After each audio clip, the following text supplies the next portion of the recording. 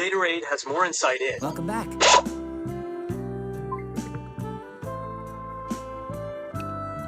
I want to talk about Master Duel. I want to talk about the weekend. I want to talk about all the things that have happened because, of course, it was Duelist Cup weekend. Why is Master Duel not loading?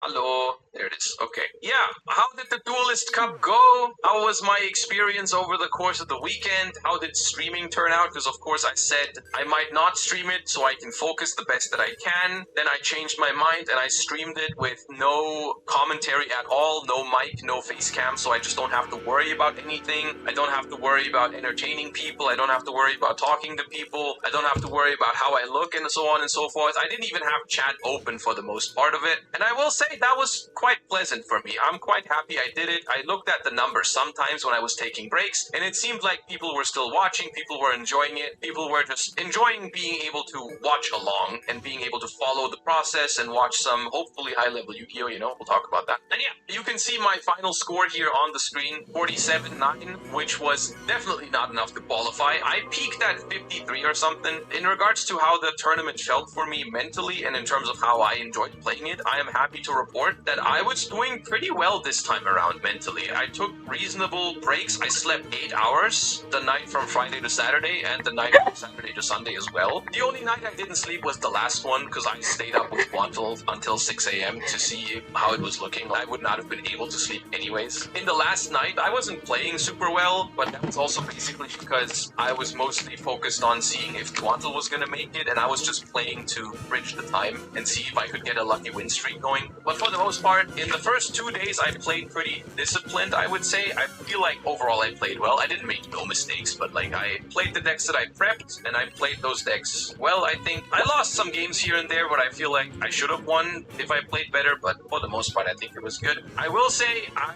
enjoyed the process of this tournament. I think the current format in Master Duel is a different story. I am not super fond of it, and we'll talk about that in a second, but like the Duelist Cup itself this time around, like this weekend, I kind of enjoyed it. I enjoyed it, and I feel like I put up a good fight. I think if I played a little bit better here and there, I probably could have made it, and that's a good feeling. It's a good feeling to be like, you know, the system is rough, and it's hard to qualify, but if I had played a little bit better, I could have done it, and that's a good thing to know. And I also, maybe it was easier for me to stay focused and to stay mentally strong because I wasn't on camera and I wasn't interacting with chat, because I didn't really tilt. I didn't crash out or anything, like it just didn't really happen. I just played Yu-Gi-Oh, and that's all that mattered. But yeah, before we hop into the individual decks that I played and how they performed, because I want to talk about the actual format a little bit, because people are asking right now all the time. This was the situation, and I'll explain to you what this means. The way the Duelist Cup works is that they update the ranking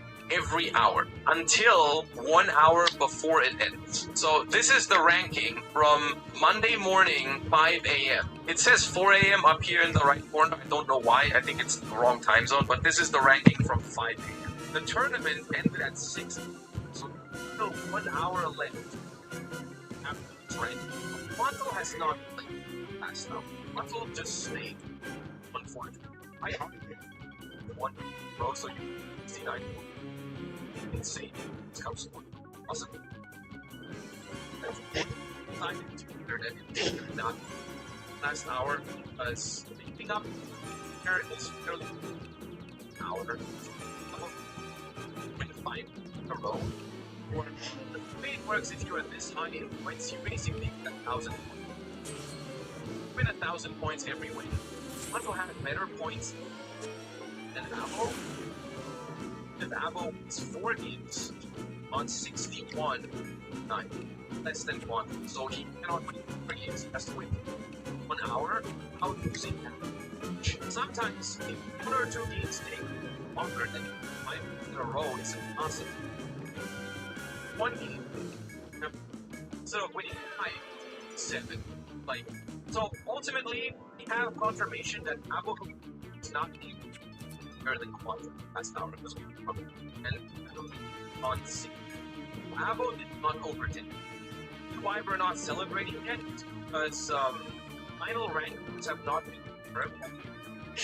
And in theory, if someone here or decks just went on a crazy run in the last hour.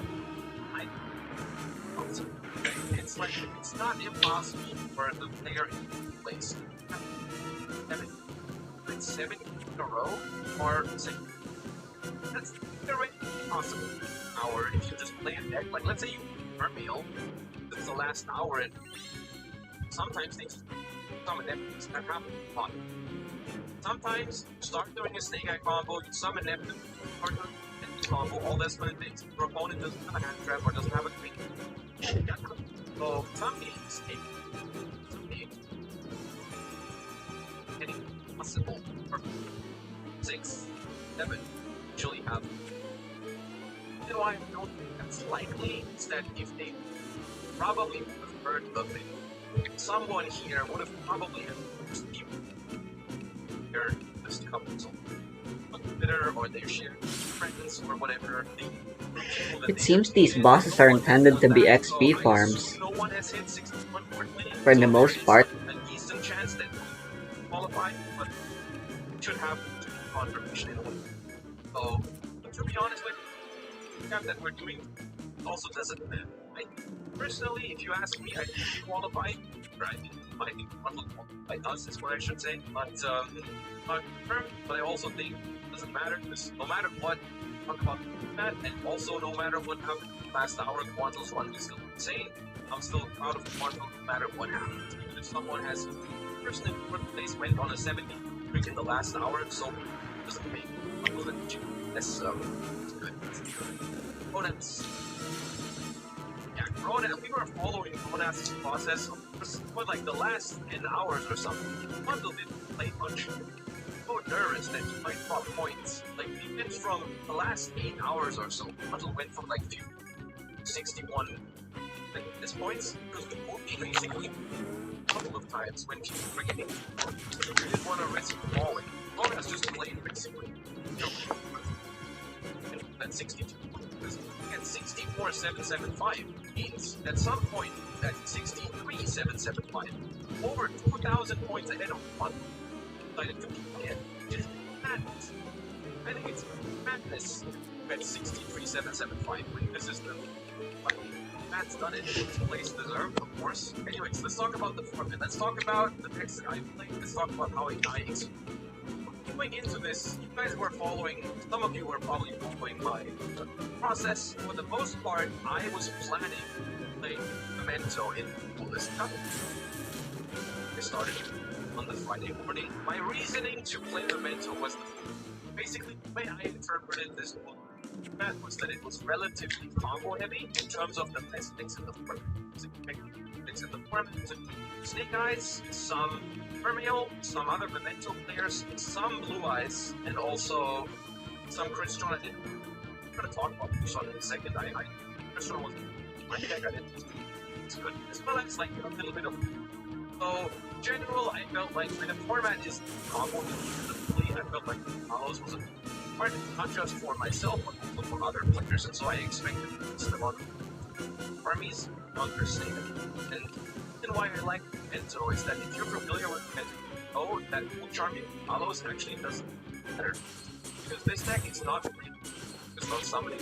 Should I don't need it for me, for Maxi, you can summon from the but you don't really that.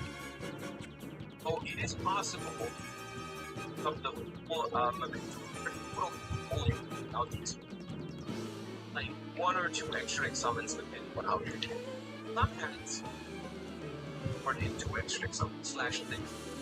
So that's why I thought the deck was one deck because it has a better matchup. It also has a lot better matchup. Golden Dog, for example, Vermeil. That was one of the two of Vermeil. I think Awkward is the problem for the deck. I experienced Golden Awkward. This was the list I started with. We'll say, this deck monster. I definitely noticed that I still had a lot to. I would say the lines that I played when I was away on like a lot. I played it a lot better on tape. I still had a lot.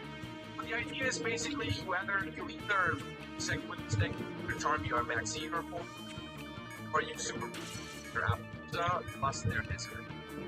not realistic responsibility. I was playing this deck and I was doing fine with it.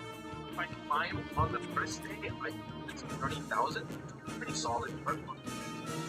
Alright. But my went away. I went to bed on Monday.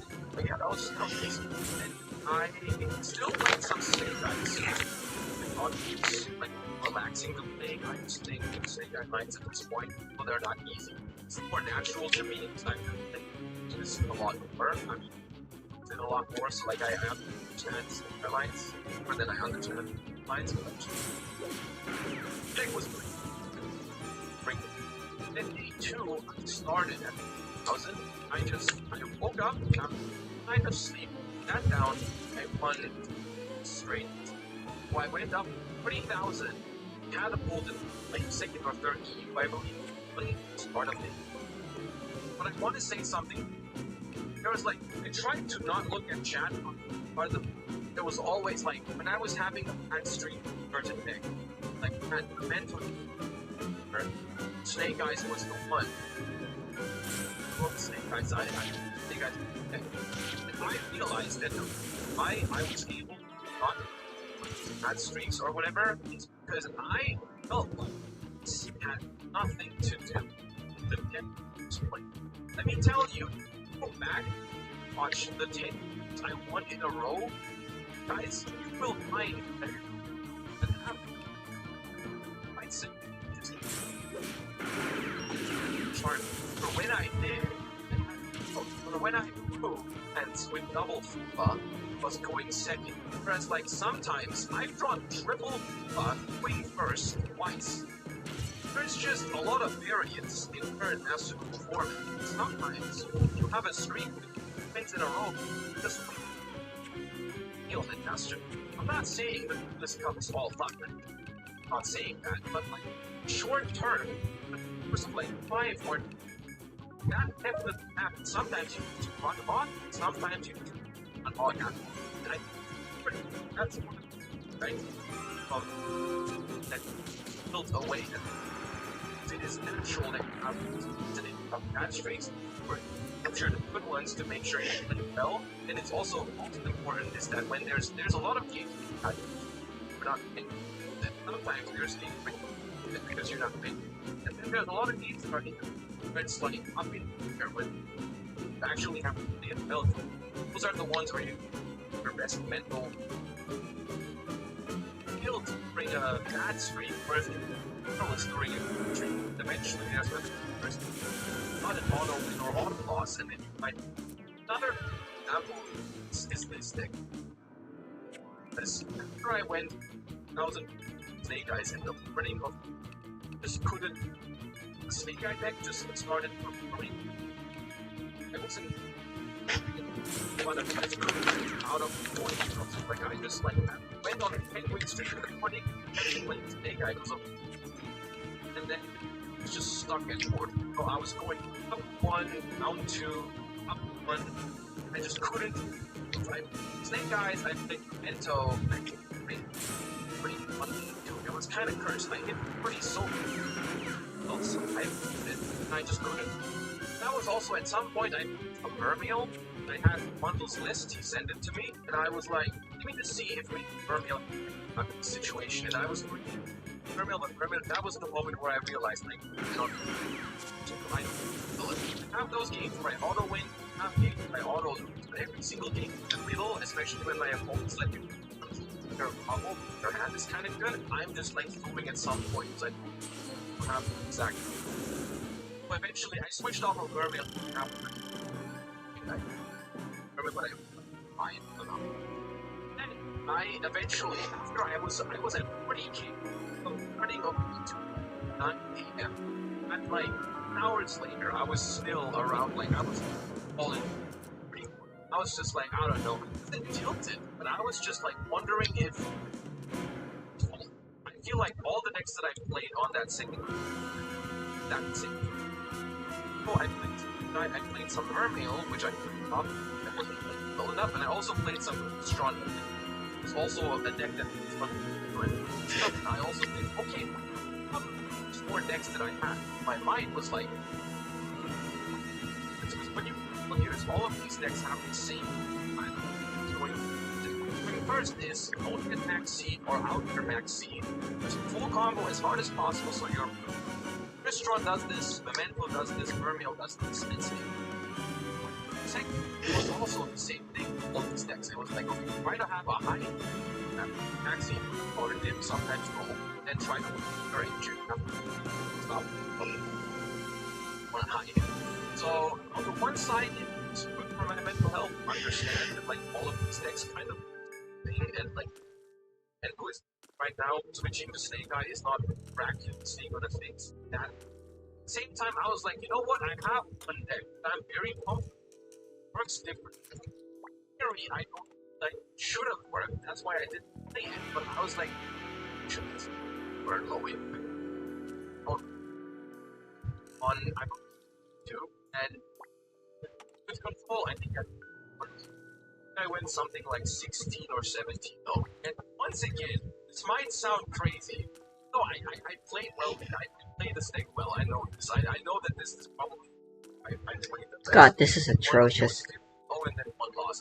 I know this is a theme with all Etrian Odyssey post-game dungeons. Like, wow.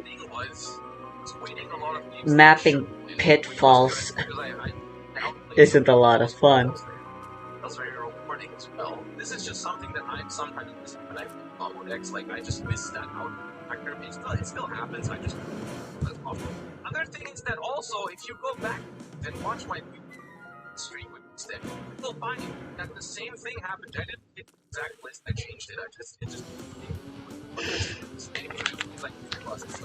It was just I was just running wrong. When I went first, I backseat or my replacement combo. But a lot that when I went second, I just had I had the right traps, I had the right matchups, I played against a ton of buys, so I like my steals were really good and so on and so forth. So it was just like one is what you still need. Luck is always involved. Like of course this stuff what about winning and what about playing well over to man of a still certain periods like God, the guitar goes so hard in the battling though.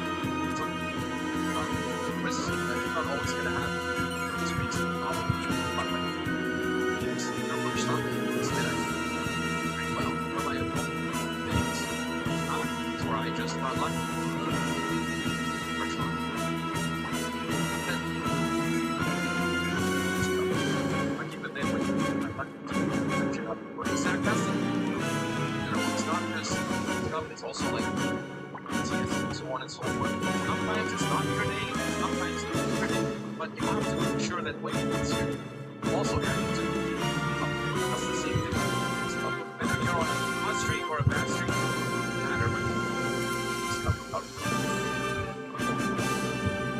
I think that's, for example, what differentiates Taz from other people.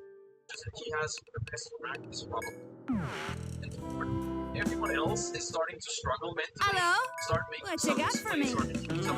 Thanks. I got some new goods. Go on. Is that all you're calling for?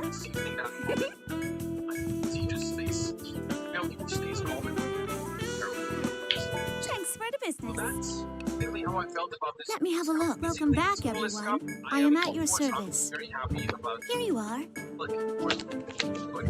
Is there anything else? Have a safe trip. This, Welcome to the Rooster. Very well. A quick rest, right? Of course. On stream, but you shouldn't use my footage as a way to understand the technical time. Well, be careful out there. Especially second. I think you're better than I did. Yeah, Vermeil was. I think Vermeil had one advantage. Other decks, which is nice because this is, I think, the one misconception that I had with Memento. I didn't expect there to be this much. There was certain periods in this played so many fights. I want to say there's even a chance that Blue Eyes was the deck I played against the most. I am not sure if there was more Snake Eyes than Blue Eyes, which is kind of crazy to me personally because I don't think Blue Eyes is better. But that was just a misconception on my part. Well, as well as that specifically Pretty sure goes it's to, just like, because Memento as well. Duelist Cup Memento is is not that good into one of Blue Eyes because the Blue Eyes only plays a real lot of low gameplay impact content, maps. so Memento has casual or some not, hands there that are a can lot of easily people beat going a in Mermail Duelist or Cups. whatever, but when Blue Eyes just plays And so Blue Eyes many is of them, popular it's because just it's like anime like deck. it pass your turn. Just go like normal summon Darkblade, they Veiler it, you chain a Bone Party, or you activate Bone Party, they Purge it, or they Ash it, and you... That just happened too much with me when I was playing Memento. I was doing completely fine. Into Fubas, into Trolls, into Nips. I was playing the Maxi minigame like any other deck. I was doing completely fine in all the high impact matchup situations. But like, I was not doing super well into Blue Eyes. Because like, some hands, I was like, I lose to Imperm here, I lose to Veiler here, and Blue Eyes just has more of those cards. And Mermail, I think, has another advantage that I think Mermail just was the deck that you got in the most games with in like a good way, because I think the Mermail win rate was probably similar to the ones of most other decks. I don't think Mermail was like miles above Snake Eyes and stuff like that, but people just left behind the summon deck unless their hand was insane. For the Duelist Cup, the Mermail deck was like, let's call it a very honest deck, basically, because people just see very quickly on whether they can win against Mermail or not. And this is not a sign of a healthy deck, by the way. I'm just saying why it's a good thing for the Duelist Cup in particular. But in the Duelist Cup, this is a good quality, I suppose. But like for the most part, they summon Neptibus, and you already know if I have a chance or not. It's toxic, but it's good for the Duelist Cup. I think with Mermail, even though I've made mistakes with the deck, but I still feel like a lot of people, they just leave because they don't want to sit through your combo and then lose anyways, which means that you don't have as many to make mistakes. The amount of people that let me do the full Memento combo just to see if I mess it up was definitely more than with Mermail, which means that you just can't mess up as much with Mermail when people just leave. Of course, going second, you always have to play into the board, and that's more skillful. But going first, it's usually rather simple. You just like see if they leave. And they usually do, which is relaxing, right? It's a good factor about the deck in Duelist Cup. It doesn't speak well for its health for the game, but it's good for the cup. But yeah, in general, I wish the format in Master Duel was less combo heavy at the moment. That is my only takeaway. I enjoyed the weekend. I genuinely did. I think my mental was stronger this time. It wasn't perfect yet, but I had a good weekend. It was a stressful weekend, but it was a good week. Basically, I just wish there was less dominant combo decks in Master Duel. Less like I'm still the fact that I enjoyed this weekend does not mean that I'm not sick of Snake Eyes. I also didn't like playing against Mermail, of course, and the Millennium engine in general just felt too powerful because people were even playing it in Crystron. This is the Crystron list that I also played a little bit. It was completely fine. It's a strong deck, and something needs to happen about Sengen, Jin, Golem. I don't know what they like. Here's the thing, right? We've talked about this in the past at some point, I feel like, but the amount of times this weekend, I think this was the most common opener that I faced. The two most common openers that I faced during this Duelist Cup were Homo Summon Ether Barrel or Start with Millennium. Those were this happens like so often in this format. Like Sengen Jin into Golem, into Dragon, into Zombie Vampire, into whatever happens from there happens, whether it's Chris Strong combo or Snake Eye and Beatsmith combo. These cards are strong of an enabler, especially in best of one where there's basically no limiting factors. Because in the TCG, at least these cards suck in timeout, so you have to think twice about playing a deck with these cards. So it's like, there's some actual downside to playing these cards in the TCG. In Master Duel, in best of one, there's no downside whatsoever to these cards as long as your deck can make use of Zombie Vampire. Because this is just, this card or this card is 3 bodies without normal summoning with massive attack points. Like this card plus a normal summon kills you under Max C, under Nibiru, plus it removes 1 monster from the monster zone into the spell drop zone with Dragon. It's like you normal summon anything, you kill them in 4 summons, and you remove a monster. It's crazy. These cards are not being used in Master Duel the way they are intended to be used. I mean, some people are playing the Exodia deck, but not really. So I don't know. I don't know what they want to do about this, because the engine is so large that even if you put like, I don't know, you put Sync Engine to 1 or something, you can still play more Weiju Temples, I guess, but drawing Weiju Temple is worse. So yeah. But yeah, no, I think something like Sync Engine to 1 needs to happen, even though it does impact the Millennium deck, like the pure Millennium deck, and I don't know if they want to do that. The only other solution is banning Zombie Vampire or this guy. detonator will power creep them anyways. That's the other thing, I suppose, but I don't really like that argument. Because that way, I just don't want power creep to run too rampant. There's gonna be a world as well where then Ryziel gets hit on a ban list, and then all of a sudden people start playing this stuff again. I think objectively, these cards are too powerful right now, and they should do something about it. That's where I stand on it. Like, yes, maybe once Malice and Ryziel comes out, these decks would naturally decline a little bit, but I don't like that argument. But yeah, we're gonna see, I suppose, what exactly they are going to do, because usually after the Duelist Cups is when we get the bigger ban lists, quote-unquote, right? So hopefully that's the case this time around, and then we also get probably Ryziel and Malice soon. So we're just gonna wait for that. So yeah, that was my Duelist Cup weekend recap. I hope you all enjoyed the streams as well. I could certainly tell from the numbers at certain points that people were still interested, so I'm thinking if I ever want to take a Duelist Cup seriously again in the future, I'm probably gonna do it this exact way, because I thought it was enjoyable for me, and I was happy to see that there was still enough people watching. It wasn't really inconvenient for me to just have the stream on, and I felt like some people enjoyed it, so that was a win-win in my book, so it's fine.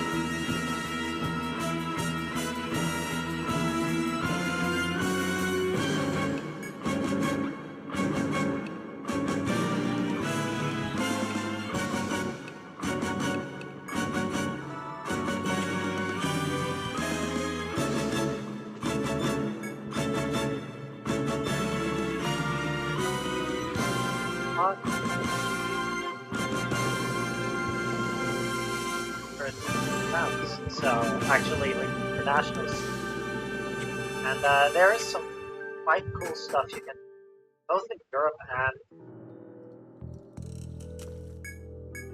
America. I am going to showcase something that's really going to hit me. So German players, German Alliance, I'm sorry, you will have to wait till after Battles of Legend. Or play online simulator, and in that case, that stuff will be. But for those that want to take a deck to side event or to locals as events releases, I have to. And it is a one-card combo revolving around Binder of the Herald. You don't get I'm going to showcase it. So, almost summon the Binder Sense Heralds. We're adding the new Miracle. Miracle Raven has two things that you go on as a pendulum scale, so it's scaled, can activate its effect to remove two cards from the hand of the field, or a card from the hand of the field, to summon it. And because it's level 1, you can pretty much treat any monster with the level. So keep that in mind. We'll be able to, for example, trigger effects from hand just to summon himself. On field, first of all, it's unaffected by your opponent's activated card effects. Your opponent cannot just activate in turns and take the next effect from the card. Ritual summon, exactly how ritual summon. Card effect can require to use monsters. You can use these cards as fire crit. And if this card gets treated as summon, you can add one ritual effect. And this is quite relevant. Typically the leading is there. A Miracle Raven is going to activate, and they're going to Raven. Summon minor than health. Summon low. The prayers of the voiceless voice. Set. Activates barrier. The barrier is going to search as Saphira Dragon Queen. Saphira Dragon Queen is going to send a ritual spell. Graveyard to search Skull Guardian. Then banish Saphira. Ritual summon Skull Guardian by a non-tribute. Miracle. Killing one Raven. Killing to Skull Guardian. Miracle Raven will now allow us to search for a ritual monster. If you're in Yura, what you're going to do now is search Amino. Amino Habakiri. Because probably better than what I'm showcasing. I want to showcase this because it's my channel. And Chainlink 2, School Guardian is going to search us a ritual monster, warrior, or dragon, or a voiceless voice. Guess what we can search? Rena. And it comes with Python. Now, Rena is going to search Ariel. You can also search for Emily. And instead of searching Ivar, you could technically just search Nekos or and Kaleidoscope. We're going to go a little further. I just want to showcase how much comes from those cards.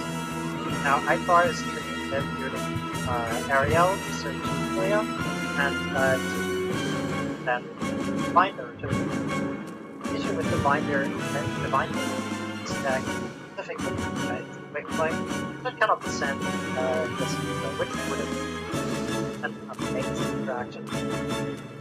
So we're using Binder here, Banish itself, and Ivar, which takes us to the next one. And we can activate these Amelia to special summon herself because we have a mechanism ready. And then we can search ourselves in it. Then Kaleidoscope, and Herald, and Herald is going to search ourselves. Then gets to search us another Divine Mirror. Divine Mirror can summon us back next close. This is just a showcase of how powerful a Diviner can be. This is not to be confused with like the whole deck idea.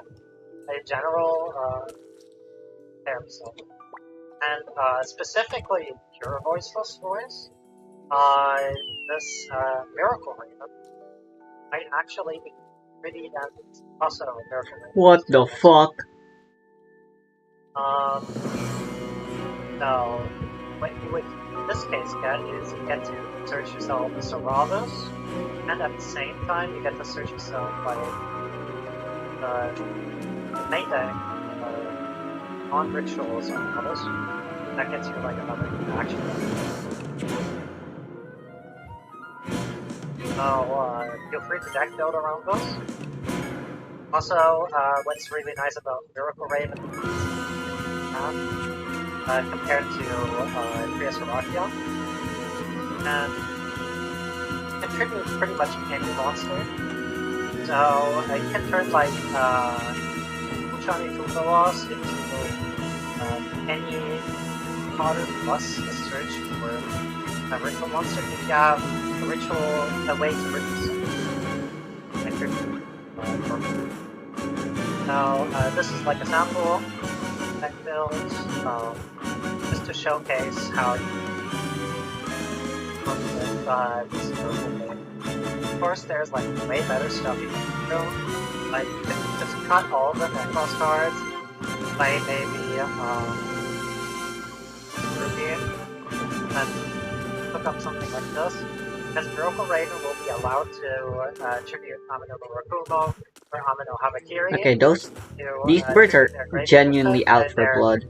Effect, and at the same time provide a body on field. Yeah, they are targeting Not you. a tribute fodder because it's kind of xenophobic when it comes to summoning. without using reptiles. Of course, you require a ritual skill. Yeah, keep that in mind. And probably build a.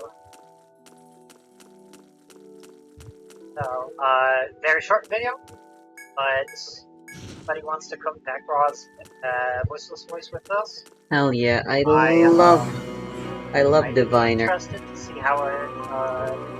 She's just Maybe so we can also do versatile and something it's future-proof. very fun. She can be used to do so many different things. Yep. It's just such a shame all the things she's been able to do has always been pretty mid.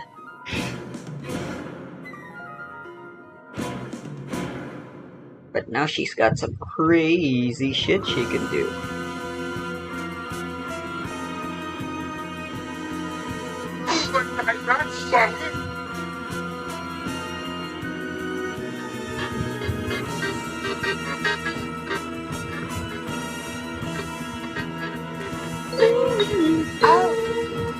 Oh, that! Chocolate ganache!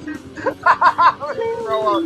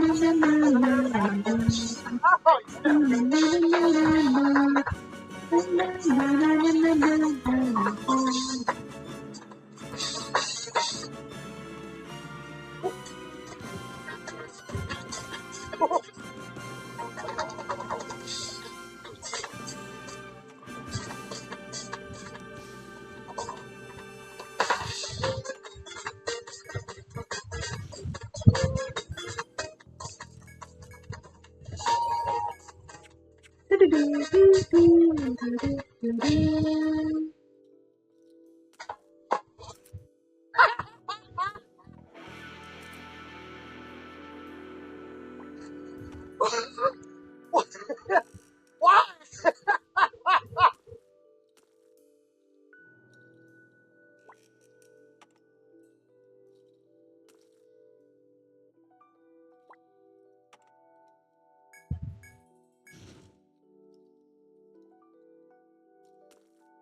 How much more is there to this place?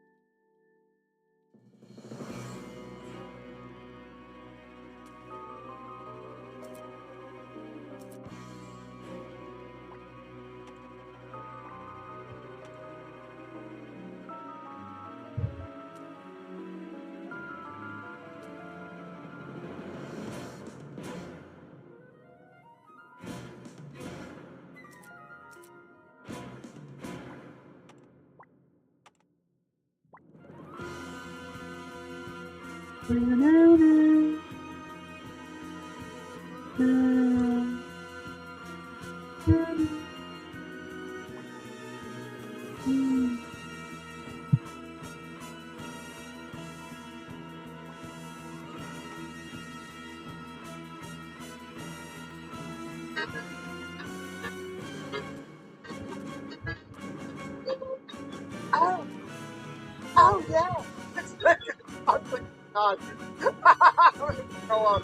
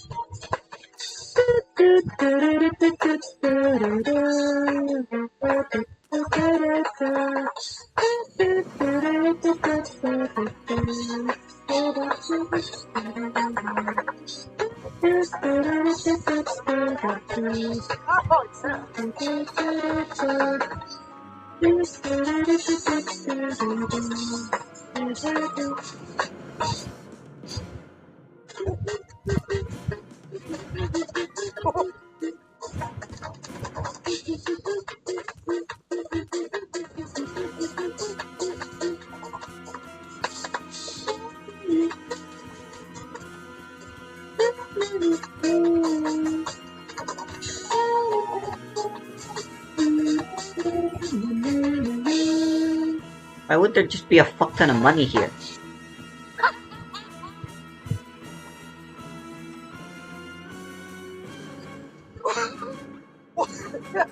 Why?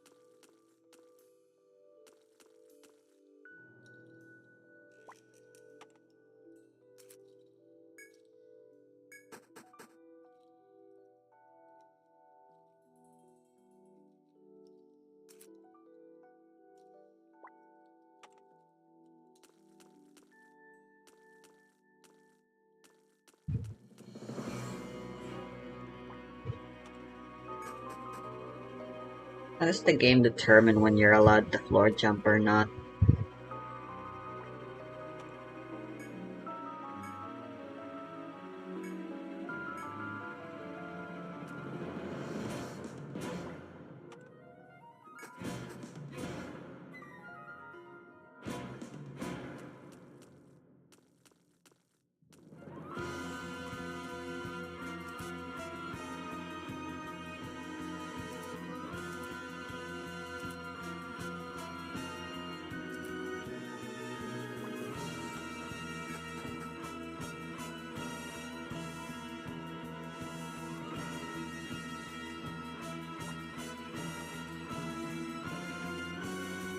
At least I'm avoiding encounters because of this.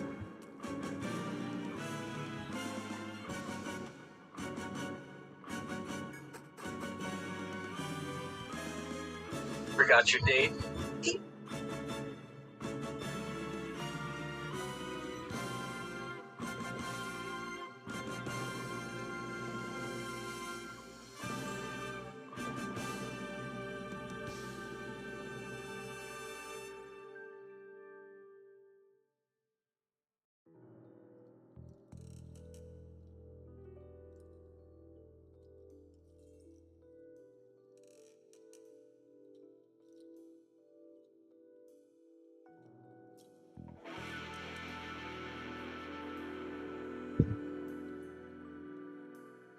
Takes it away. Get deeper into the cave. A broken statue stands in the center of a huge central chamber. Passages lead in all four directions. Examine the broken statue. A moon is pretty long. The statue has two brightly colored legs and a torso, but no arms or head. East. Come across a crystal clear pool in the center of the cave. I think there's like a gator in there, but I could be wrong. Look in the cave pool. There are no gators in one. There's something at the bottom of the pool, but you can't reach it.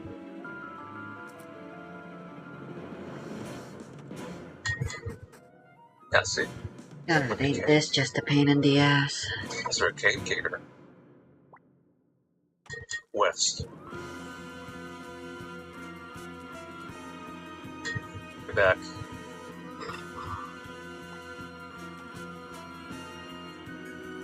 The nightlight we grabbed probably gonna help with that part. North. Use toy hammer on large crystal. Look at small crystals.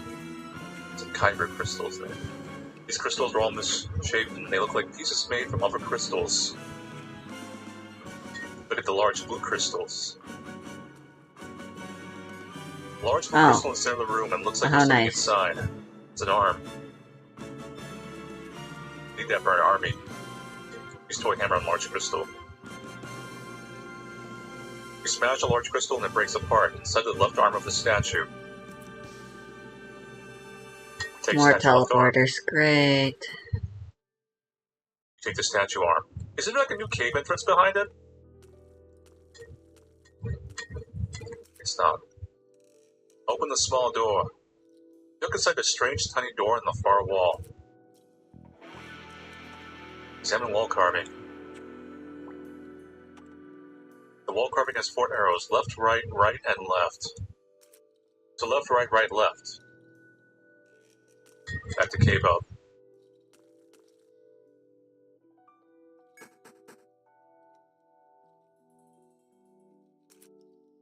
Place left arm on statue. Up. Now go to the west. Head deeper into the cave. You hold the night light up and make your way further into the cave. An ancient pirate ship lay stranded inside a giant cave. And how did it get in here? Good enough. Oh my god, this is the entire floor. Examine waterfall. A strange tall waterfall coming out of stone cistern. There's an area behind it. Examine pirate ship. The pirate ship is broken and unstable. It's unsafe to walk on.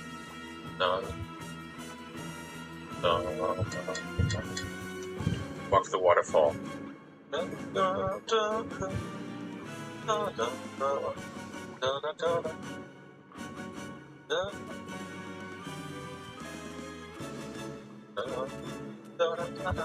Demonstrate the chest.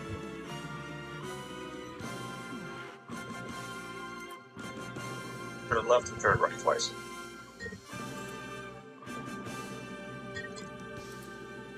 So soft click the chest opens. Take the statue right arm. The head's probably in the pond. Walk back to the sheep. Back to the dog passage. Yeah, I'm leaving things there. Back to the cave hub.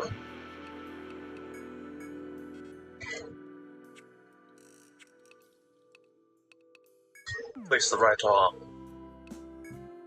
For now. So we'll need an item that helps us with that little pond.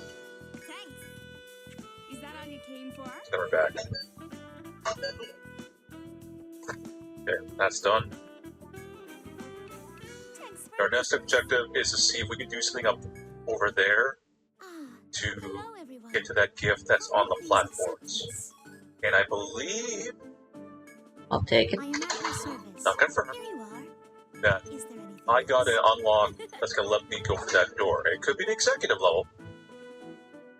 No, it's not. Okay, it's added. Who shall I call for? Do you need me? If you say so. So if there's something that can help with that, it's probably going to be in here. Never mind, I know where I am. This is back. This is the upper level. What? I don't meet you. My apologies. Yeah. Have a safe trip. So, Hey there. Well, Notice to all workers. All late-night shenanigans are to stop immediately. I have some very important TV people coming to look at the show template. I can't have the projector breaking again. what'll it be? Which one are you interested in?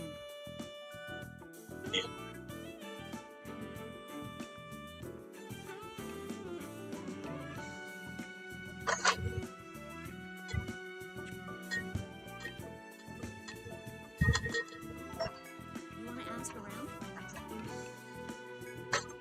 let's watch this one.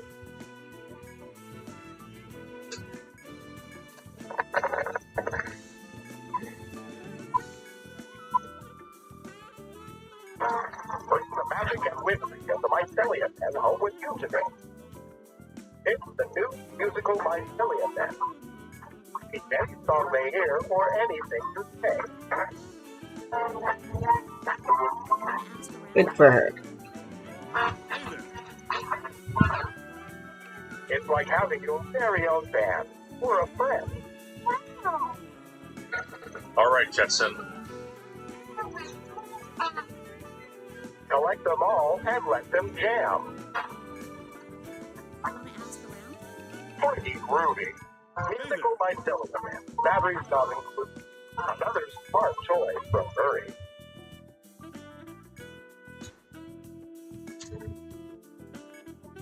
You want to ask around? Oh, come on. Okay.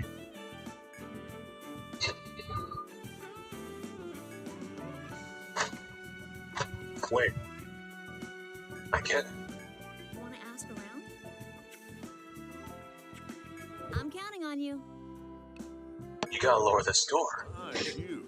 Yeah, I'm convinced the alchemist and the hunter are together. Well. Keep it quick. See you around. So it's gonna be a little like loop-de-loop. This has to go back down. We have to come in from the other direction. Was there something? You are free to leave. We're on See the what I second to last But floor of the essentially- post-game dungeon. I may as well just give in and look up a Anything walk, on that side. the map. Lower herself. Sign Then- over here, please. Save everyone the hassle. Go up the upper elevator. That's why